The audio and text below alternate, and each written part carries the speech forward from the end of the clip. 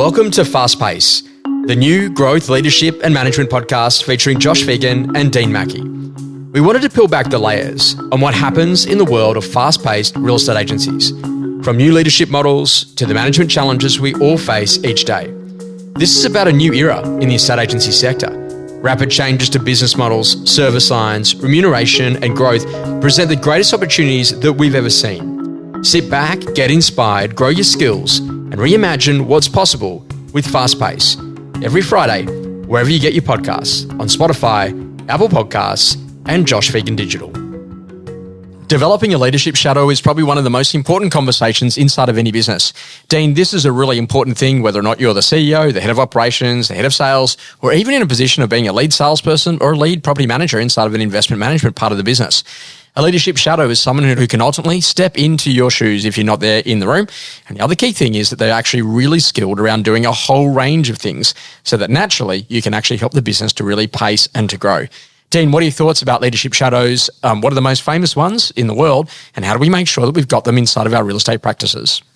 Yeah, thanks, Josh. I think that this is a really interesting topic. I'm very, very fortunate to have a really good leadership team around me, and I've always, the old saying, a business can't outpace its leader. So I figure if you have a whole bunch of really good leaders, then that's going to help you set the pace. Because sometimes, as a CEO, it's important to also know when to follow. It's not just about always being the vision maker. Because if you've got a highly capable leadership team, or in your case, you're talking about a 2IC, and in our case, I call him our COO. In our business, we've got a good bloke in the name of Brent May, who's massively competent, has an incredible skill set, and together we just work out a way to complement each other. We've been working together now for sort of 10, 12 years, and I think what's happened in that process is that we've learnt each other's strengths and weaknesses. We've learnt that my role is quite different to his role, but sometimes they blend and sometimes they overlap, and it's knowing when to sort of push and when to pull back.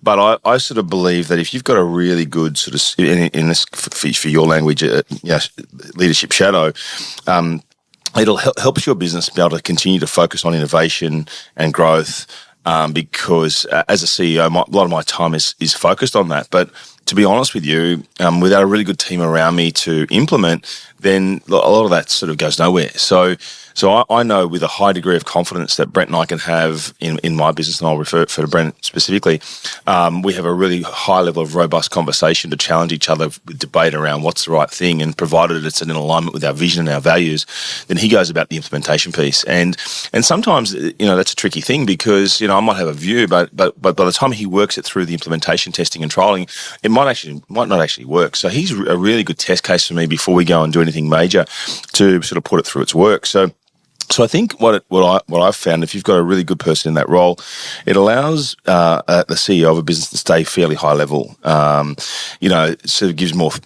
think time, a little bit more balance and stuff. So you're not always running around stressed out, full of things, but can take some of that workload. But really, that person provides strong leadership to the rest of the group all of the time. And in our case, all of our operational resources report into him. So it sort of means that he's really got to be good at communication and really good at problem solving.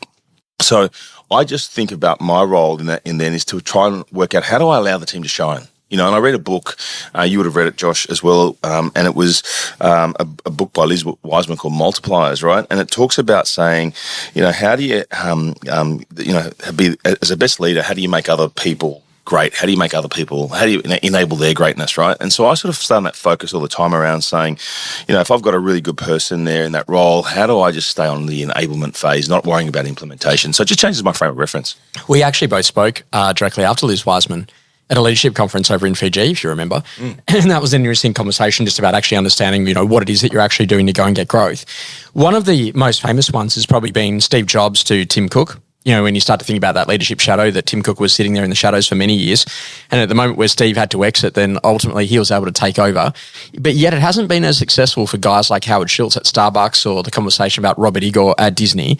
And do you think that it is because potentially they didn't expose their people enough or they might have protected some of those people in those leadership shadows, and they weren't ready for when different waves actually came. So sometimes you can actually put someone in a position, but you protect them a bit and you don't give them enough exposure. How important is exposure to lots of different things in developing the leadership skills, and particularly in challenging times and particularly markets that people might not have experienced, to make sure they've got a bit of a playbook on what to do next? Crucial, Josh. I think that when you've got people in leadership roles and your role, if you're thinking about, come back to what I said before, if you're a multiplier and your role is to amplify the intelligence and capabilities of others, then you can't be afraid of that, right? You've got to be able to give them projects and assignments and responsibilities that allow them to have moments of growth. So I look at it as a CEO that it's not my moment to necessarily step in and accept the credibility or the success of the rest of the team. It's saying, well, actually, you guys get out and do that. There are ways in which I might approach things differently to them, but that's okay, because you've got to do you, right? You can't always be doing what someone else expects. So it's just, how do you help that person find that greatness? And so giving them those moments to shine, giving those moments to have that experience, makes your business so much better. So, if you're always stepping in, then you're diminishing someone, right? If you're always stepping in and trying to micromanage it or tell someone how they should do it, I think the role is to be a coach. And, because I sort of feel as though when you're a CEO, it can actually be quite a lonely role. And you have to shoulder a lot of responsibility, where my attitude's quite different. My attitude is get out of their way and actually help them learn and grow. And it takes a lot of the stress and pressure off me too.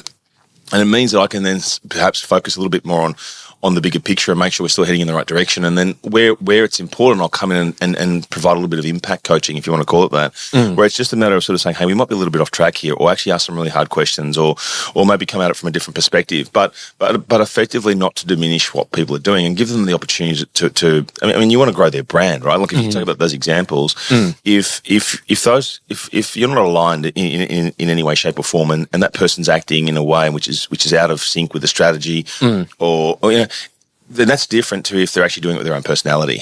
So not to be scared of that, to actually try and amplify that is actually a good thing. So then it sets them up for success should you not be around. And I think this is a great conversation, that if someone grows more when you're away, like on holidays, is that a bit of a challenge, that maybe you might be protecting them, or maybe they're inherently pulling back a bit whilst you're actually around, because they're like, oh, well, Dean's here, so he's got it, as opposed to Dean's away and now I actually grow. Great leadership is actually, getting people exposure to things. 100%. Yeah. Look, otherwise, Josh, you're too scared to go on a holiday and take some time off, or whatever. And you can't, I mean, some people do, that's fine. If it works for you, it works for you, but it doesn't work for me. And I think that I've learned that over the years, that when I'm always having to be that person, then things do fall over. That's not okay. It means that I haven't set the business up for success. It means that I think that, part of the definition for me was I need to manage myself out, if you want to call it that, if you want to think about it like that, is that if the business doesn't actually need me when I'm there, then I've actually done a good job. Right? Yes. Yeah, Whereas if I'm having to fill a hole that the business needs me to be in all of the time, then I actually haven't done it right. And people think, well, that's actually a sort of weird way of thinking about it. But I learned it many, many years ago with a great company I worked for.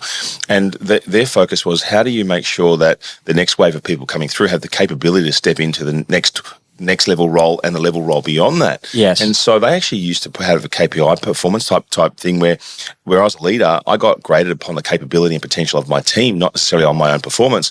And so I think even with one of my existing EL team members, Pam, when I first said to Pam, your role here is to actually set the business up so it doesn't need you. She thought I was trying to get rid of her. Yeah. But what I was trying to teach her is that we need to set the business up for capability, systems, processes, etc. And you should be able to go away. You should be able to have time off, that you've got other people that can step up and can actually take control of that. I think what's really obvious is like when a salesperson goes on holidays and then their emerging talent salesperson they've got in their team that they're developing all of a sudden goes out and starts getting market appraisals and starts listing properties.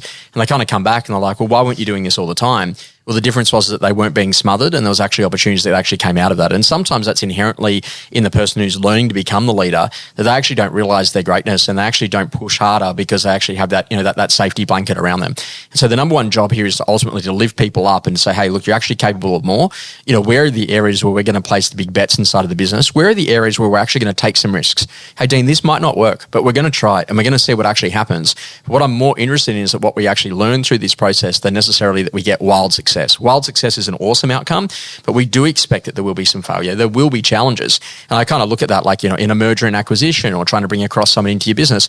It's like wrestling a crocodile. There's going to be 500 turns before you actually get that thing landed. But you've got to learn to have that patience and that persistence throughout those items, right? Oh, I agree. Look, success is not one big thing. It's lots of little things, but it's lots of little mistakes along the way. People don't see the bits where things go wrong and then you got to get back on track. They go wrong and they get back on track. They just sort of see the quantum step from one place to another. But beyond that, there's a whole bunch of skinning the knee, trial, error, failure, etc. And if you're not actually doing those things, you're not actually trying. So we encourage it, and I think that if you have that philosophy, your business will be much healthier for it. And I think that you've been great at this about like emerging talent or talent development squads and just identifying, who is that next person in your leadership shadow in sort of your sales environment, your investment management or property management environment, your operations environment, and even simple things like your marketing and compliance and your legals and all that sort of stuff is about actually making sure that you're really developing people inside of your organization, not just having people that are doing a role that never ever get the opportunity to be able to step up, because you're going to need those people, particularly as your business starts to scale over time.